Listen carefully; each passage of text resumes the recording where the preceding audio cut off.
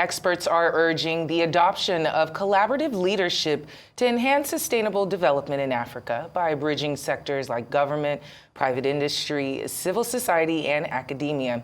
They agree that effective collaboration amongst diverse sectors are essential for sustainable development within Africa. As the continent faces challenges in economic growth, environmental conservation, and social equity, collaborative leadership is increasingly crucial. One major advantage of collaborative leadership is its ability to align diverse interests. To implement collaborative leadership effectively, players in the space believe that African nations must invest in platforms and facilitate dialogue and cooperation. These platforms can promote knowledge sharing, conflict resolution, and strategic alignment. And we have the CEO of Aspire Coronation Trust Foundation, Osayi Alile, who joins us now to discuss how leveraging collaborative leadership to bridge sectors for sustainable development in Africa. Always good to have you here. Thank you for inviting me again and again. Thank you so much. So how exactly can you leverage collaborative leadership to bridge these sectors in order to have some sustainable development within the continent? I mean, we know this season now, no one can do it on their own. Before you see public sector is separate, private sector, even social sector, we're all working in silos. But we realize that, as the problem continues to grow, as you mentioned, we must all come to the table because everyone has his strengths. And everyone has the skills that they have. And it's something that we have been talking about for the past few years, but we just decided that we need to come in and bring everyone and say, okay, how do we work together? What value can you bring that I have? What value can I bring that you will need as well? And in doing that, as you mentioned, the interests of whoever it is or whatever issue that we're facing can be addressed and can be solved in a very rational manner. Well, very well said. So what are some of the most pressing challenges facing Africa's sustainable development, and how can collaborative leadership, address this? The conflicts that we're having is one. We have conflicts across board, and this is from the top to the bottom. Poverty issues, climate issues. If you want to talk about challenges, we do have them. But we've seen over the years that when collaboration comes into play, when everyone is focused on solving the problem, and they're bringing all their interests to the table, that we find out that solutions are easier to come by with. And it's something that we are, even in the sector, even my sector, in social sector, we are insisting that if you're coming in to come up with solutions, you should come together as a team because you go far together compared to going on your own. Yes. Very well said. Very well said. What are the primary goals of the ACT Foundation? I know it's the 8th Breakfast Dialogue on Collaborative Leadership. Could you tell us more? This is our 8th one. And what we normally will do is, even as this year ends, is to ask people what is important. Based on what has come out from the conference, we begin to say, how can we find solutions to the issues? And we've done that through the year. And then we have a conference at the end of the year. For us, we feel that it's an opportunity for people to understand who else is on the table. Because a lot of times people are there, but they don't know who else is there. What else are they doing? How can we bring our value in? What is the government doing? What is private sector doing? And what is social sector doing? And so we're using this as an opportunity to bridge the gaps that we see. Of course, an opportunity for people to network, to get new knowledge. For me, I always see this conference as an opportunity to pick up one or two things that I might be hearing, but I have no clue on how to do it. So we're going to ask people to give real life experiences of what they've done, the ones that have failed, and then the ones that are doing well, and then we see how we can all learn from it.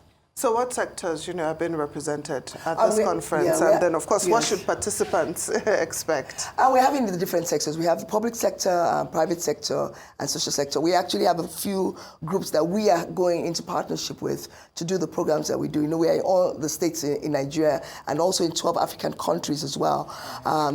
But it's very hybrid because we have a lot of organizations outside of Nigeria as well. So we're looking forward to having our other African brothers join us in coming up with this solution. So we're looking forward to even cross-cultural and cross-African solutions. We have a few programs that we've done over the years in these countries, and some of them have started doing programs in Nigeria and asking us to bridge the gap for them. And so we're hoping that more of that will happen. Definitely hope so. Yeah.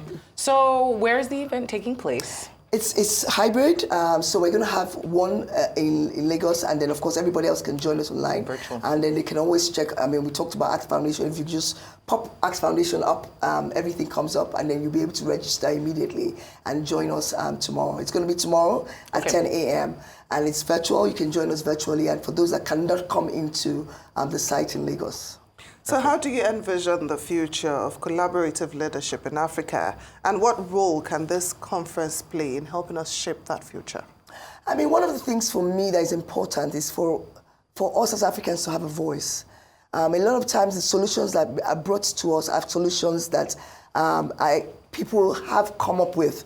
So we want us to have a voice, we want us to have a seat at the table, and not only have a seat, but have a voting right. So I feel that collaborative leadership also gives you that opportunity to speak up, to say what you feel, and then let us come up with solutions that are relevant to we as Africans.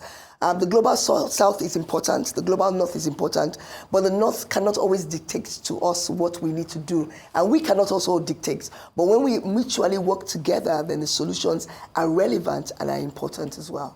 And I know you touched on this before, but if you could expound on more of the individuals that might be in attendance, the sectors that are going to be represented, and also what people could expect from the hybrid and the physical. Yeah. So, I mean, we're going to have our keynote speaker is Ricardo, who is the CEO of Palladium. Okay. Palladium is also based here, but it's an international organization, so he's based in the States. And then we also have quite a few people from the sectors as well. So we have someone from the Office of the Vice President, and because they're dealing with a lot of work in the non-profit sector, right. Miss Thelma, who is going to be there also talking about what the government is doing and how they're bringing people together to come up with solutions to this. So those are the kind of people. We have a few people from Lagos State as well that will be there. So what we've done is just be able to pick and choose a few people from the public sector, private sector, a lot of private organizations as well. Ones that we've also done work with, a few banks, and of course manufacturing institutions as well, and a lot of people from the social sector, where I play, trying to get them in to understand the value that comes with also coming out of their comfort zones and realizing that they must do things with others to achieve where and to get where they want to get to. So I would like to talk a bit, about the past conferences that you've done. You talked about this one being the 8th. Yes. So can you tell us a bit about what you've been able to achieve with the past conferences, how it has been able to solve some of the challenges that we are facing? I mean, even just for us as Act Foundation, I mean, the last conference, we started talking a bit about collaborative leadership and how collaboration was important. And I just mentioned that we're signing an MOU with the government tomorrow based on this. And it's also because we're speaking out, we are becoming a voice for other NGOs as well. So we feel it's not just a talking shop, but it's also a doing, because by the end of the year, we're asking ourselves after this one, what else can we do and how can we do things better? So we've done a lot of linkages between the NGOs and now the private institutions. So we have a lot of people that are doing work together. We were in Maiduguri a few weeks ago. We have a project that is running there. We took it to a bank with us to go and help the women that they have a farming collaborative and we work with over 30,000 women in Maiduguri. So we've taken a bank there. So we want to be able to bridge, and we feel that. And it's only because we've been having these conversations, because when we have it, we now start asking, what other solutions can we come up with? Who is looking for what? What can we do better? What else are you bringing to the table? And what door do you want to be open? Once you tell us the door, even if you're not sure about the door, we find the door and we open it for you. I like that. Yes. So 8 years, very soon it's going to be 10. Yes. And of course, there's a lot of highlights, which we discussed, but I know there are also some challenges. Would you like to discuss some of them and how you scale the hurdles? I think that's inspirational for everyone trying to grow something. 8 years is not easy. No, it's not, especially in the sector, it's not. I mean, but we've done, as I mentioned, we're in all the states in Nigeria, 12 African countries where we're pushing, and been able to reach over 3 million direct beneficiaries. So you see, for me, I feel that the challenges it's challenges everybody's facing. Sure. The economy is tough, but I feel that that's where the partnerships come into play. If I tell you that I can be in 32 states, it's almost impossible. But it's because of partnerships. And so those are the things we're trying to relate to other NGOs and other non-profits and other, just for them to know that you can do this, but you have to also look for partners. Yeah. Who else is out there? And do it with a value that you're bringing, but also realize that no matter what you're doing, as much as you see it as a non-profit, it's also a business.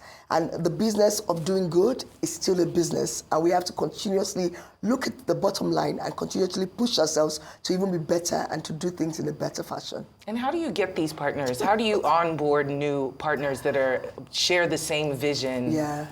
I mean, for the grantees we work with, we do a call every year. We have one coming up starting on Monday, actually, where we ask for people to send in their proposal. So if anybody wants, they can go to Act Foundation, and it's going to open on Monday. And that's really the partners that we work with, that we fund. So we have partners that we fund.